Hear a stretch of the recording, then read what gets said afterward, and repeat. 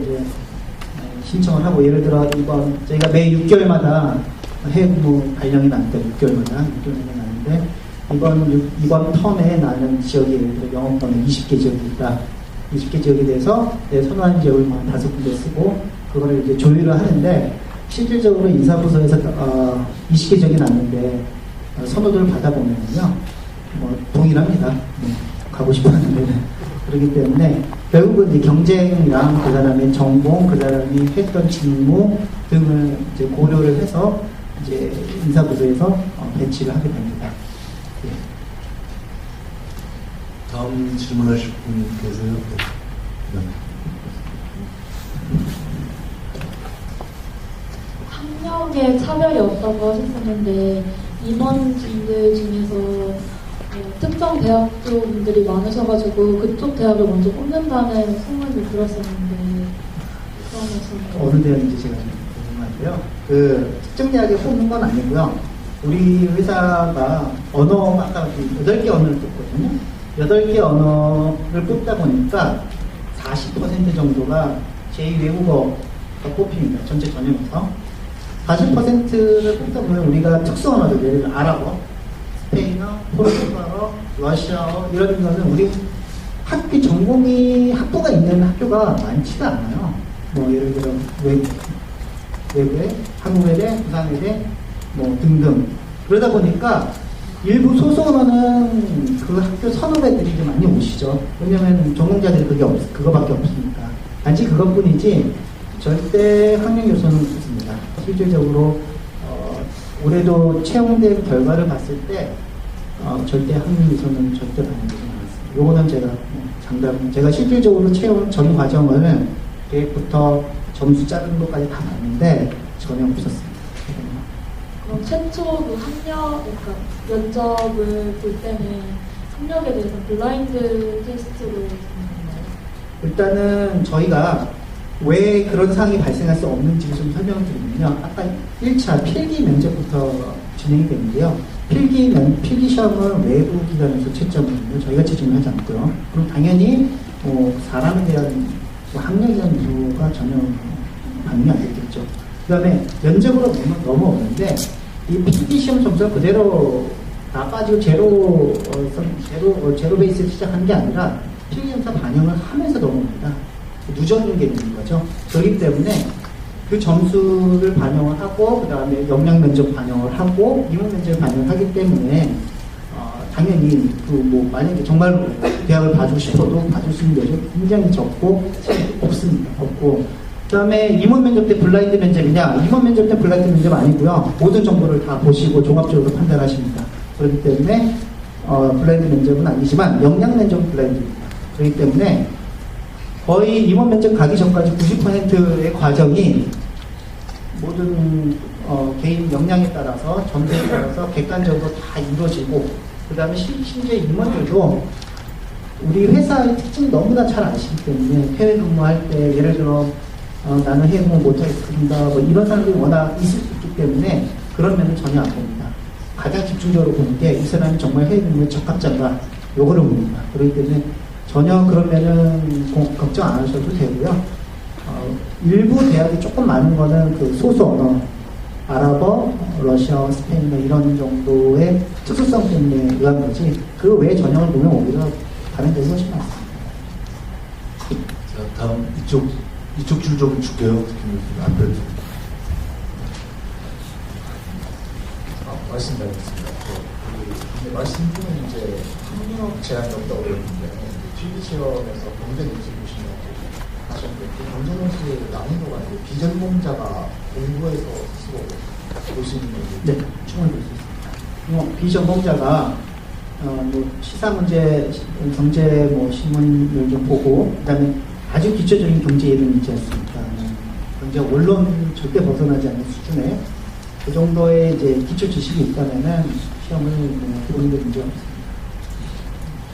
자, 다음, 이쪽에 여자분 좀 가서 주시면, 이쪽하고 다음에는 그쪽 줄에 질문 기회를 드리겠습니다. 네, 안녕하세요. 저는 뉴욕에서 인턴하고 왔을 정도로 코트라에 꼭 들어가고 싶은데요. 무역관에서 했어요? 네. 보통 영어 실력이 어느 정도 되는지, 그리고 또 제가 제2외국어로 일본어를 하고 있는데, 이제 입사하신 분들의 일본어 성적이라든지 실력이 어느 정도 되는지 궁금합니다. 일단 제2외국어 하시는 분들은, 일본어나 중국어를 하시는 분들은 어학 실력이 다들 뛰어나십니다. 뭐 점수를 뭐 이렇게 통계내서 저희가 공개해드리기 쉽지는 않은데, 해당 언어에 대해서 어느 정도 당연히 그 무역관에서 해외 나가서 활동할 수 있을 정도로 충분히 다 되고요. 영어 실력도 글쎄요, 영어 실력이 기본적으로 아까 점수를 서류 접수 받을 때 거르지 않습니까? 그 이상에 대해서는 사실 변별력은 그렇게 많지 않습니다. 그것만 그 허들만 넘어주면은 그다음부터는 영어보다는 그 사람의 역량에 대해서 보기 때문에 그 이상의 허들을 크게 작용한다고 저는 생각하지 않습니다. 자, 다음에 질문하실 분, 그쪽에 저쪽에서 안녕하세요. 저는 이공계열이면은 전공에 관계없이 그냥 이공계라는 것에만 지원하면 되는 거니까 전공하고 관계없이 공대 이런 것도 그냥 지원할 수 있는지 궁금하고요. 그리고 인문, 이공, 어무 이 계열적으로 차이가 직무에 어떤 차이가 있는지 궁금합니다. 네, 이공은 그냥 말씀드리던 뭐 전공에 전혀 상관없고요. 해당 전공자는 인식을 할 수 있고, 다만 이제 인문에 있는 사람이 교차로 들어오지 못한다고 하는 거는 이제 문제가 좀 다르거든요. 그렇기 때문에 교차가 안 되는 거예요. 그렇게 말씀드린 거고, 저희가 관련 직무가 뭐가 있느냐라고 이제 설명했는데, 아까 제가 글로벌 파트너링 협력 사업이라는 것 같은 게 있거든요. 저희가 이제 사업을 하다 보니까 점점 저희 영역을 넓혀가다 보니까 그 전문성이 특히 이공계 쪽에 기술 쪽에 대한 전문성이 이제 필요하다는 필요성을 느껴서 최근에는 이제 관련 분 경력직도 많이 채용을 하고 있거든요. 그러다 보니까 우리 자체적으로 이공계 기술 부분에 대해서 저희가 조금 자체적인 수요를 해결할 수 있는 사람 뽑자라고 해서 시작이 된 거고요. 관련 직무는 많습니다. 모든 산업, IT 산업도 있고, 뭐 글로벌 파트너이라면 모든 부분에 다 적용되거든요. 그렇기 때문에 뭐 이공계 쪽에도 골고루 뽑자, 이게 저희 코트라의 이제 하나의 방침이기 때문에 그 부분에 있어서는 뭐 제한이 없습니다. 자, 다음 질문할 분 계세요. 궁금한 점 있으면 뭐 다들 물어보시기 바랍니다. 오늘 코트라의 인사과장님 오늘 모시기 어려운데 코트라 아니라도 관심 있는 분들은 좀 질문 좀 부탁드리겠습니다. 네, 저쪽. 지금요, 영어는 유효기간이 2년으로 알고 있는데, 보통 한국사 같은 경우는 유효기간이 있는지. 한국사는 제가 알기로 한국사 자체에 유효기간이 없는 걸로 알고 있습니다. 그 시험 테스트 1급, 2급 따느냐 정도만 알고 있습니다. 그러면 100점 만점에 1%라고 그랬잖아요, 1급은. 예. 그럼 100점 만점에 1%라는 거죠? 네. 아니면 이게 1%가 1%이기 때문에 모든 전형에서 1%를 주다 보니까 전체 100점에서 1점이 되는 거죠. 예를 들어 필기 전형을 제가 예를 들어 뭐 60점이 만점인데 전체 전형 중에서 필기 전형의 1%를 에서도 반영이 되고, 그 다음에 전체 전형에 가서도 거기 통과한다면 1%를 주기 때문에 총 100점에서 1점을 주게 되는 겁니다. 근데 어머니는 많이 뵌 분 같은데. 또 질문할 분 계세요? 궁금한 점 계시면, 잠깐만. 김용준님, 여기 앞에.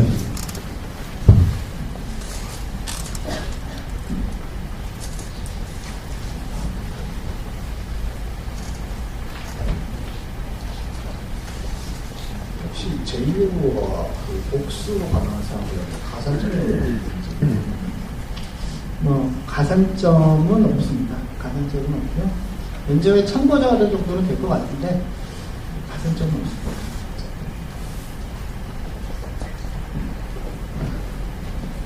네. 가운데 여자분. 이분하고 다음 한 분만 받고 끝내도록 하겠습니다. 시간이 또 계속 다음 일정이 있어가지고요. 이거 1차 필기시험 전형에서 몇 배수 정도를 뽑으시는지.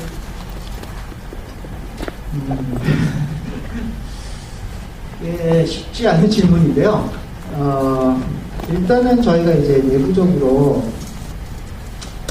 이제 점수 기준도 있고요. 점수 기준도 있고, 그 다음에 배수 기준도 있는데, 점수 기준이 미달하면은 그 정도는 안 뽑을 수 있지만, 한 5배수 정도를 원칙으로 하는데, 최종적입니다.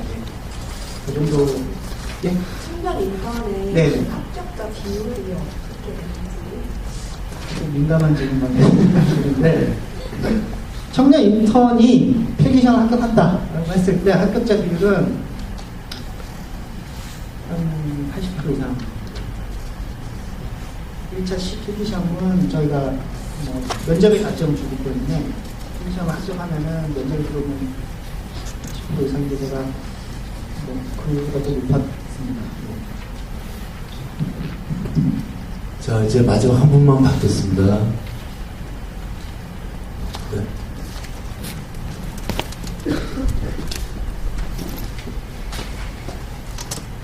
국내에 순환 근무를 한다고 하셨는데 혹시 해외 현장에서 근무를 한 다음에 연장해서 다시 그곳에서도 근무할 수 있는 건가요?